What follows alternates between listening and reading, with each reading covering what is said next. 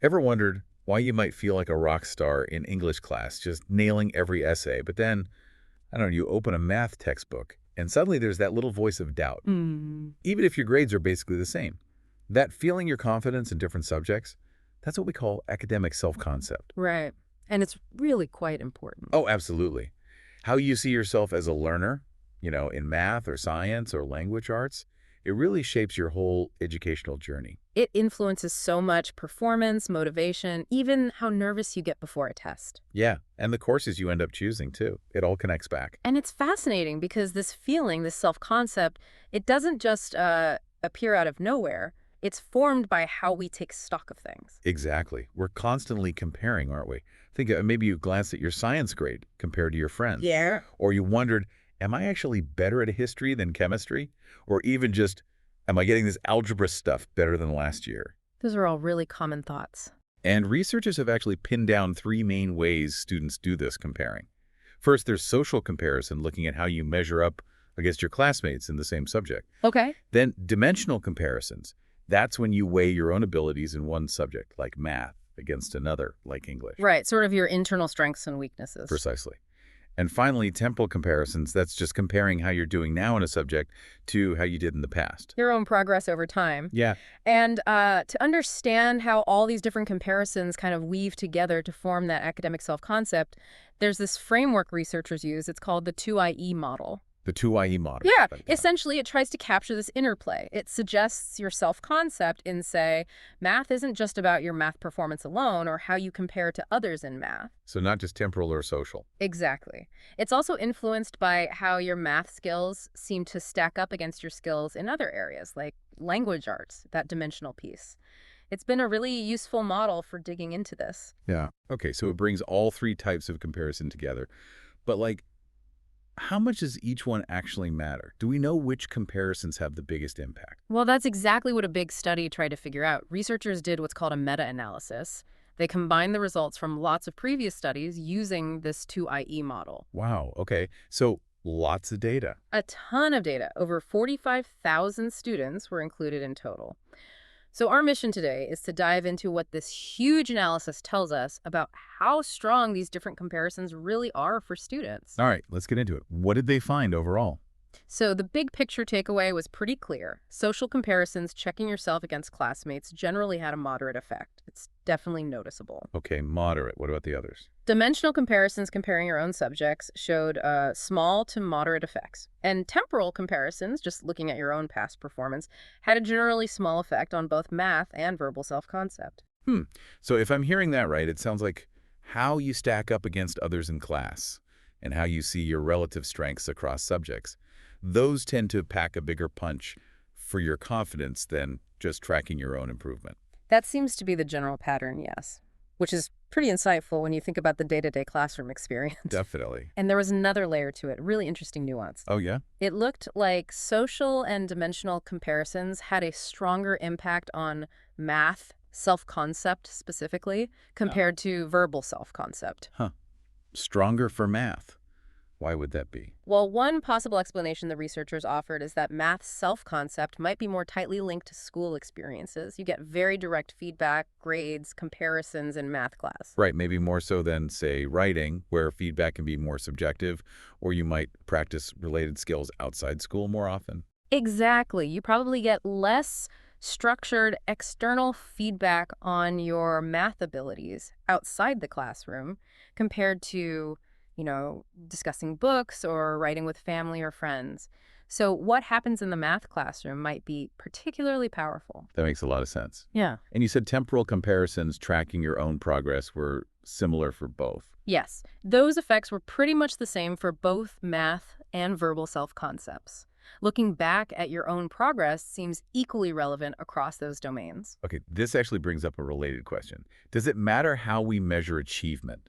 Does using grades versus standardized test scores change these comparison effects? That's a great question. And yes, the study looked directly at that. What did they find? They found that social and temporal comparison effects tended to be stronger when achievement was measured using grades. Grades, okay. Not test scores. Stronger effects with grades, yeah. Why do you think that is? Well, think about it from a student's perspective. Grades are usually much more immediate, right? They're salient, you get them back regularly. They directly reflect your classroom performance, often relative to your peers. Yeah, they feel more real-time, maybe, Right. and more directly linked to that specific class environment. Precisely. So it makes sense that when you're comparing yourself socially or looking back temporally within that class context, your grades would feel more impactful than perhaps a standardized test score you got weeks ago. Okay, that tracks for social and temporal. But what about dimensional comparisons, comparing your math grade to your English grade? Were those also stronger with grades? Interestingly, not consistently. It was a bit more mixed. In fact, for math self-concept specifically, the dimensional comparison effect was actually stronger when they looked at studies using test scores in one analysis. Oh, okay, so the opposite for that one. Any idea why? A possible reason is that comparing grades across different subjects can be tricky. Grading standards can vary a lot, right? An A in art might feel different than an A in physics. True. Apples and oranges sometimes. Exactly. Standardized tests, at least in theory, aim for a more, well, standardized measure across different subjects. So maybe comparing those scores feels like a more direct, valid comparison of ability across domains for some students. Hmm. Interesting distinction there. Okay, let's shift gears a bit. What about time itself? Like for the temporal comparisons, does it matter if you're comparing yourself to last semester versus 2 years ago? Did the length of that comparison period make a difference? You'd think it might, but the findings were actually quite surprising on this point. Really? Yeah. They looked at comparison periods ranging from about 6 months up to 2 years, and the length of that interval didn't seem to significantly change the strength of any of the comparison effects, social, dimensional, or temporal. Wow. So whether you're looking back 6 months or 2 years, the impact on your self-concept is kind of similar. Apparently so, based on this analysis. It suggests that perhaps it's the act of comparison itself, rather than the specific time frame that influences self-concept, or maybe those memories just kind of blend together over time. That's really fascinating. Okay, another factor, age. Do these comparisons work the same way for younger kids versus older teenagers? Age definitely seems to play a role, yes. The study found a pretty interesting pattern starting around grade 6 or so. Okay, what happens then? Older students tended to show weaker social comparison effects. Weaker. So they compare themselves less to classmates. The effect seems weaker, yes, but at the same time, they showed stronger dimensional comparison effects compared to younger students. So less focus on peers, more focus on comparing their own subject. Exactly, and you can speculate why, right? As students get older, they start thinking more about the future specialization, college majors, careers. Right, figuring out what am I really good at Yeah. becomes more important than just am I keeping up with the class. Precisely. Identifying your unique strengths and weaknesses across different fields becomes more relevant. Whereas for younger kids, especially maybe during transitions like entering middle school or high school, Fitting in and figuring out where you stand in that new social group might be more top of mind. that would be part of it, yeah. Navigating that new academic and social environment might make social comparison more prominent initially. Makes sense. And temporal comparisons, did age affect those? Not really, according to this analysis. The impact of comparing to your past self seemed pretty consistent across the age groups studied. Okay. What about the school itself? Did they look at like different types of schools? They did. They compared students in what they termed academic track schools versus non-academic track schools. The terminology might vary depending on the country, but think sort of college prep versus more vocational or general tracks. Gotcha.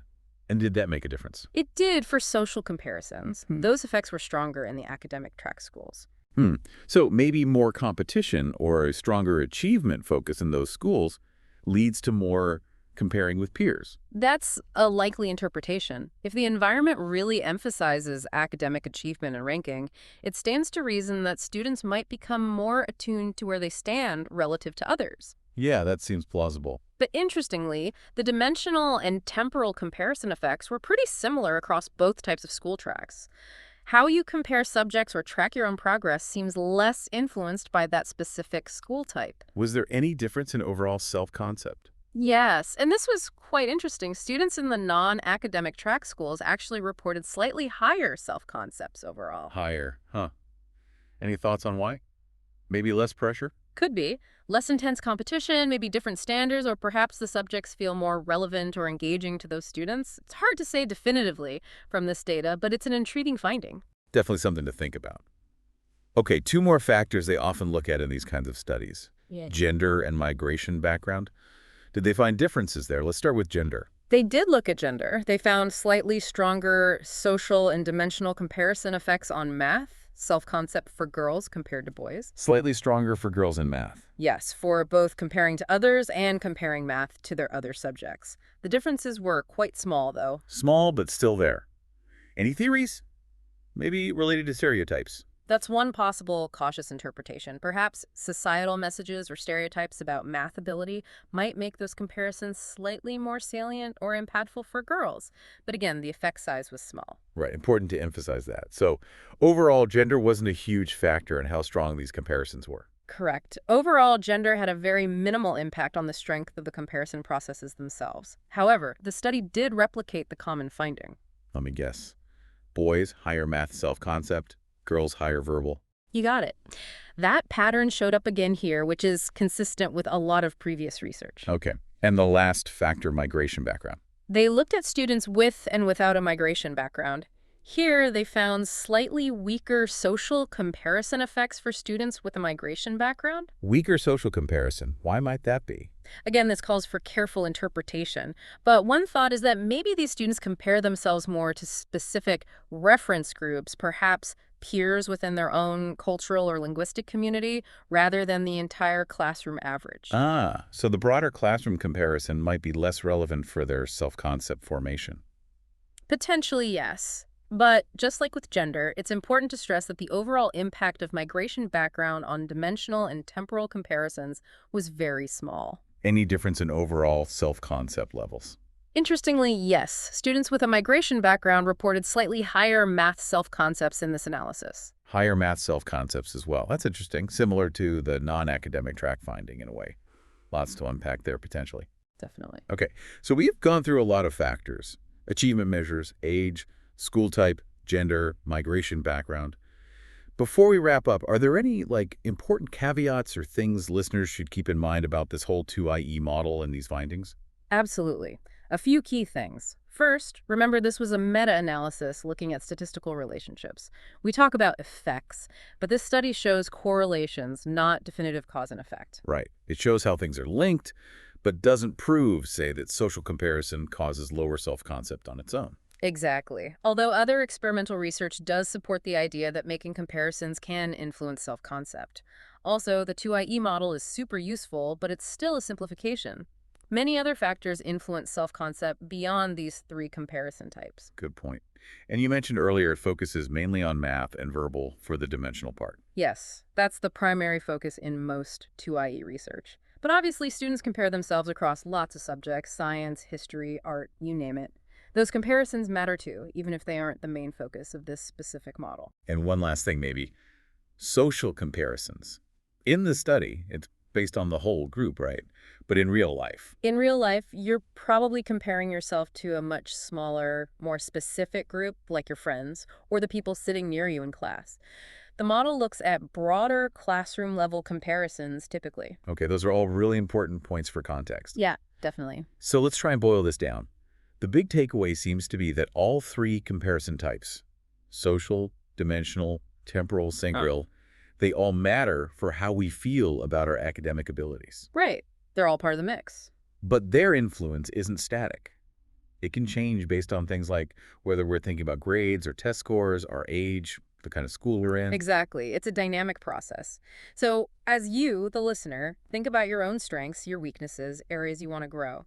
Remember, it's not just about your own progress in isolation. It's also tangled up with how you see yourself relative to others and how you weigh your talents across different subjects. These comparisons are just a really natural part of learning and figuring ourselves out. So here's a thought to leave everyone with. Knowing this now, how might you approach thinking about your own abilities? Could being more aware of when and how you're making these comparisons, comparing to others, across subjects to your past self, actually be helpful in understanding your own feelings about school? It's definitely food for thought.